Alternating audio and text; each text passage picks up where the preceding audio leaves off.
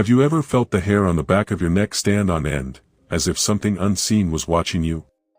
What if ordinary objects, a mirror, a photograph, or even the shadows in your home, held secrets too dark to comprehend? Tonight, we venture into the chilling realm of the unknown, exploring 3 terrifying tales of paranormal encounters. From a cursed mirror that reflects more than just your image, to a photograph harboring a sinister presence, and shadows that move with a mind of their own. But beware, these aren't just stories. They're warnings of what might be waiting in the dark corners of your world.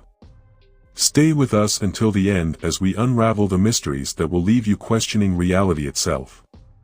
This is not for the faint of heart. Are you ready to confront the unexplainable? Story 1. The Ghost in the Mirror. Emily had always loved exploring thrift stores, finding joy in unearthing treasures from the past. On a chilly autumn afternoon, she wandered into a small, dimly lit shop tucked away on a quiet street in her town. It was the kind of place that smelled of dust and memories, filled with shelves overflowing with odd trinkets, books, and antique furniture. As she made her way toward the back of the store, her eyes fell on an object partially hidden beneath a pile of old linens, a mirror. But this wasn't just any mirror. It was tall and elegant, its frame carved from dark mahogany, with intricate patterns of twisting vines and flowers that seemed almost alive. The craftsmanship was exquisite, though the wood bore scratches and the faintest stain of something darker, something she couldn't quite identify. The glass itself was mesmerizing. It was so clear that it seemed to pull her in, reflecting her image back with an almost unnatural sharpness. Emily felt a chill run down her spine, but she brushed it off. The price tag, surprisingly low for such an ornate piece, sealed the deal. She purchased it, excited to give it a place of honor in her new apartment. What Emily didn't realize was that this mirror had a history, a dark history, and by bringing it home, she had opened a door that could never be closed. That evening, Emily eagerly hung the mirror on the wall of her bedroom, directly across from her bed. Its beauty transformed the space, and she couldn't help but admire her reflection. But as she looked into the mirror that night, something felt off. At first, it was subtle. The reflection of her room seemed darker, the shadows in the glass lingering longer than the ones in reality. She laughed at herself, dismissing it as a trick of her imagination. As the hours passed, she fell into a restless sleep. The clock struck 3 a.m. when a noise, a faint creaking sound, pulled her from her dreams. Groggy, Emily sat up in bed, her eyes scanning the darkened room. Her gaze fell on the mirror, and her heart skipped a beat. Her reflection was smiling. But Emily wasn't. It was a faint, unnatural smile, barely visible in the dim light. She blinked, her breath catching in her throat, and the smile vanished. The reflection now mirrored her wide-eyed, terrified expression. "It's just a dream," she whispered to herself, pulling the covers over her head. But deep down, she knew it wasn't. Over the next few days, Emily began to notice other strange occurrences. The air around the mirror felt colder, even when the room was warm. Objects on her bedside table appeared to shift position slightly, though she couldn't recall moving them. And then there were the whispers. At first, they were faint, barely audible, like the rustling of leaves. But as the days turned into nights, they grew louder, more distinct. Emily. Her name echoed softly in the stillness of her bedroom, always coming from the direction of the mirror. She would spin around, expecting to find someone standing behind her, but she was always alone. The final straw came one evening as she prepared for bed. She glanced at the mirror and froze. For a split second, she saw movement, not her own reflection, but something behind her. A shadow. It darted across the glass, too fast to be real. Emily covered the mirror with a sheet that night, determined not to let it unsettle her any further. But the whispers didn't stop. They grew more insistent, their tone shifting from soft and curious to harsh and accusing. The next morning, Emily returned to the thrift store, hoping to learn more about the mirror.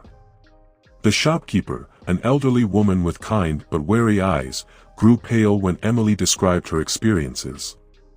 "That mirror," the woman said, her voice trembling, "has been here for decades. No one wanted it.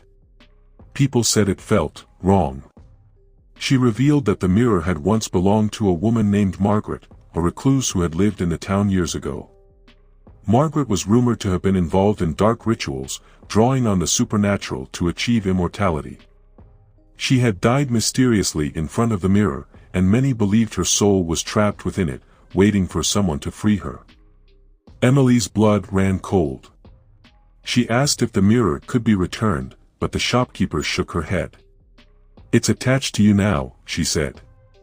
"You'll have to find a way to confront it, or it will consume you." That night, Emily prepared for a confrontation. She removed the sheet from the mirror and stood before it, trembling but resolute. "What do you want from me?" she demanded. The mirror's surface shimmered, and her reflection began to change. Her face distorted, her features twisting into a grotesque smile. Then, her reflection stepped forward, out of sync with her movements. It wasn't her anymore. It was Margaret. The ghostly figure in the mirror smiled, her eyes glinting with malice. "You brought me here," she said, her voice echoing in the room. "Now I will take your place." Before Emily could react, the glass rippled like water, and a cold, skeletal hand reached out, gripping her wrist. She screamed, struggling against the icy grip, but it was no use.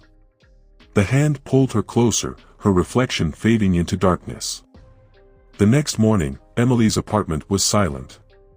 The mirror still hung on the wall, its glass polished and gleaming. But if anyone were to look closely, they would see her. Emily's face was trapped within the glass, her eyes wide with terror, her hands pressed against the inside as if trying to escape. Outside the mirror, the figure of Margaret now walked freely, wearing Emily's face and living her life. The mirror remained, waiting patiently for its next victim, a timeless relic of horror that would never be satisfied. Story 2. The Haunted Photograph. It all started on an overcast afternoon in early autumn. The air was crisp, carrying with it the faint scent of fallen leaves and damp earth. Sarah, a 28-year-old photography enthusiast, was exploring her favorite flea market on the outskirts of town. She loved scouring through the stalls of antiques, each item holding a fragment of someone else's story. That day, as she wandered through the maze of weathered tables and dusty shelves, her eyes landed on a peculiar object, a vintage wooden frame. The frame held a black-and-white photograph of a family from the early 1900s. It seemed to call to her, standing out even in the cluttered chaos of the market. The photograph was hauntingly beautiful. It depicted a family of four, a man and woman standing behind two seated children, a boy and a girl. The parents' expressions were solemn, their eyes fixed on the camera, but it was the little girl who captivated Sarah. Unlike the rest of her family, the girl wasn't looking at the camera. Her gaze was slightly off to the side, as if distracted by something, or someone, just out of frame. Her dark eyes seemed unusually intense, almost alive, pulling Sarah in with an unsettling magnetism. The vendor noticed Sarah's lingering gaze. "That's an old one," he said, his voice low. "Came from an estate sale upstate. Beautiful craftsmanship, isn't it?" Sarah nodded, her fingers brushing the cold, smooth glass of the frame. Without much thought, she handed over a few bills and carried the photograph home, unaware that she had just invited something far darker than nostalgia into her life. Sarah's apartment was a cozy space filled with personal touches, photographs she had taken over the years, vintage trinkets, and a collection of books that lined every available shelf. She placed the newly acquired photograph on the mantel above her fireplace, admiring how it added an air of timeless elegance to the room. That evening, as she settled into her worn leather armchair with a cup of tea, she couldn't help but steal glances at the photograph. There was something magnetic about it. The little girl's eyes seemed to follow her, no matter where she sat. Shaking off the unease, Sarah reminded herself that old photographs often had an eerie quality. It was just her imagination, she told herself, nothing more. The following morning, Sarah noticed something odd. The photograph, which she had placed carefully upright on the mantel, was now tilted at an angle. She frowned, certain she hadn't touched it. Perhaps a draft had moved it. She straightened the frame and went about her day, pushing the thought aside. But the photograph seemed determined to make itself known. Over the next few days, she began to notice more strange occurrences. A book she had left on the coffee table was now on the floor. The kitchen cabinet she always kept closed was slightly ajar. And then, one night, as she passed by the mantel, she felt it, a sudden chill in the air. Her breath fogged up, and an inexplicable sense of dread settled over her. It was then that she noticed the little girl in the photograph. Her expression, had it changed? The thought was absurd, but Sarah couldn't shake the feeling that the girl's eyes were now filled with something other than sorrow. They seemed accusatory. That night, Sarah was jolted awake by a sound, a faint whispering, barely audible over the hum of her heating system. At first, she thought it was the wind, but as she strained to listen, the whispers grew clearer. "Help me." The words were soft, almost pleading, and they seemed to come from the living room. Heart pounding, Sarah grabbed a flashlight and crept toward the source of the sound. The beam of light swept across the room, landing on the photograph. For a moment, she could have sworn she saw movement in the glass, a flicker, like a shadow passing behind it. She froze, her breath catching in her throat. The whisper came again, louder this time. "Help me." Terrified, Sarah shoved the photograph into a drawer and slammed it shut. But even as she returned to bed, the whispers echoed in her mind, haunting her dreams. Desperate for answers, Sarah decided to investigate the origins of the photograph. She contacted a local historian who specialized in antique photography. The man examined the picture with a practiced eye, noting the family's formal attire and the ornate backdrop of the old manor. "This is a mourning photograph," he explained. "Families often took these after the death of a loved one. It's possible the little girl passed away shortly after this was taken." Sarah's stomach churned. She asked if he could find out more about the family, and after a few days, the historian called with news. The family in the photograph had lived in a grand estate that had burned down in the early 1900s. The parents and son had perished in the fire, but the little girl's body was never found. Rumors suggested she had been playing near the well on the property, but no one knew for certain. That night, Sarah placed the photograph back on the mantel, determined to confront whatever was haunting her. As midnight approached, the whispers returned, louder and more insistent. The room grew cold, and a thick fog appeared on the glass of the frame. Slowly, words began to form on the fogged surface. "Find me." Sarah's hands trembled as she read the message. She realized that the spirit of the little girl was trapped, unable to move on until her remains were found. With the historian's help, Sarah located the ruins of the old estate. In the overgrown garden, near the remnants of a collapsed well, she found what she was looking for, a tiny skeleton wrapped in a tattered dress. Sarah arranged for a proper burial for the little girl. As the casket was lowered into the ground, a sense of peace washed over her. That night, when she returned home, the photograph was different. The little girl's expression was no longer sorrowful but serene, her gaze soft and untroubled. Sarah kept the photograph on her mantel as a reminder of the experience. Though the haunting had ended, she sometimes wondered, had the little girl truly moved on?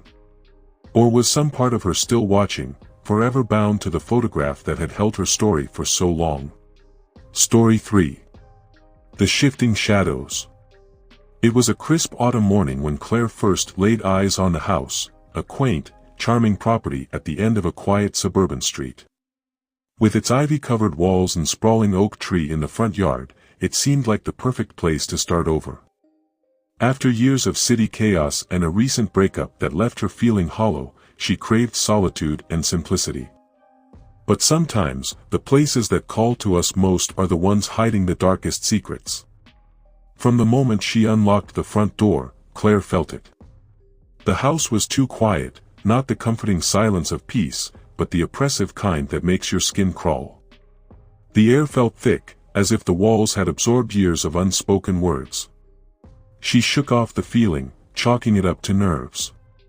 It's just an old house, she told herself. The realtor had warned her that it hadn't been lived in for years, and Claire figured it was just getting used to having someone inside again. The first few days were uneventful, filled with unpacking boxes and rearranging furniture. But at night, the unease crept back in. The house didn't feel empty. Claire couldn't shake the sensation that she was being watched, not directly, but from the corners of the room, where the shadows gathered.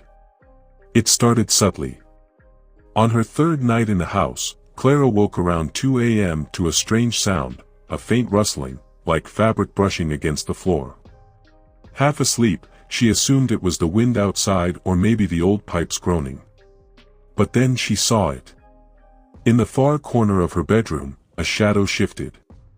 It wasn't the kind of shadow cast by furniture or her bedside lamp. This one seemed alive. It slithered along the wall, bending and twisting unnaturally. Claire froze, her breath catching in her throat. Her rational mind tried to explain it away, a passing car's headlights, a trick of the moonlight.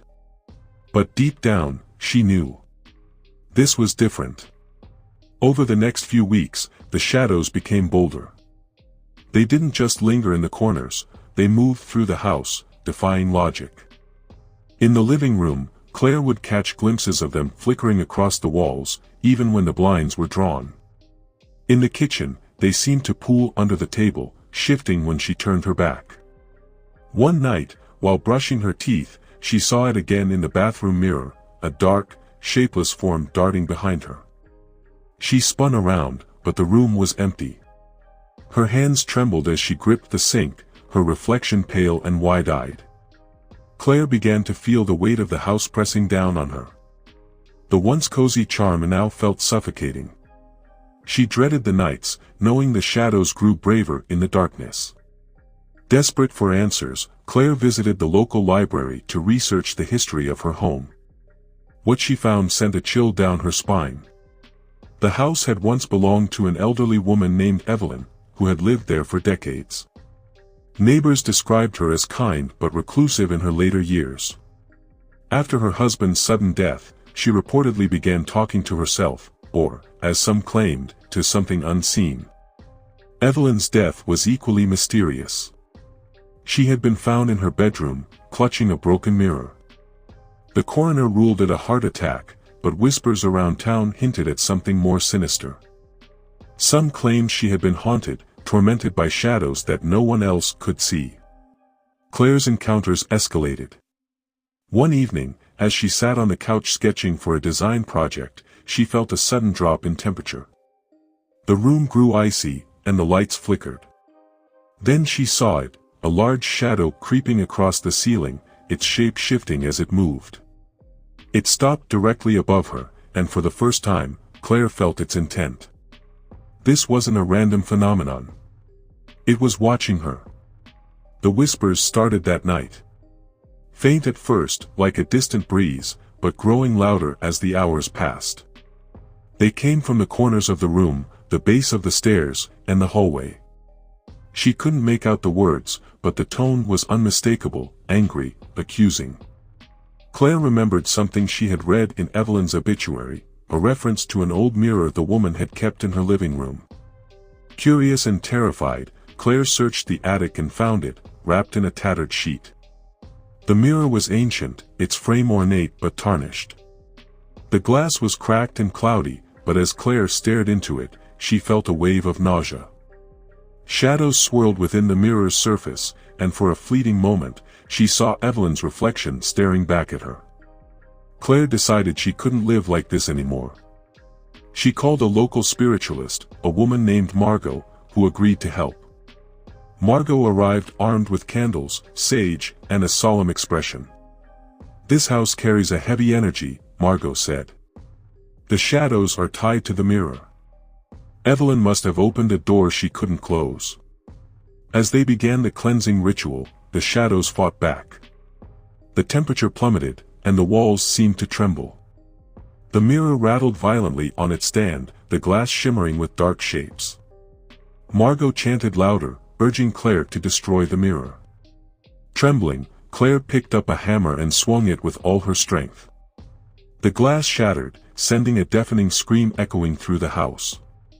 When the dust settled, the house was still. The shadows were gone, leaving only faint scorch marks on the walls. Margot assured Claire that the connection had been severed, but she warned her to stay vigilant. In the weeks that followed, Claire began to feel at ease again. The whispers ceased, and the oppressive weight lifted. But every now and then, in the quiet hours of the night, she would catch a fleeting movement in the corner of her eye, a reminder of the shadows that once haunted her.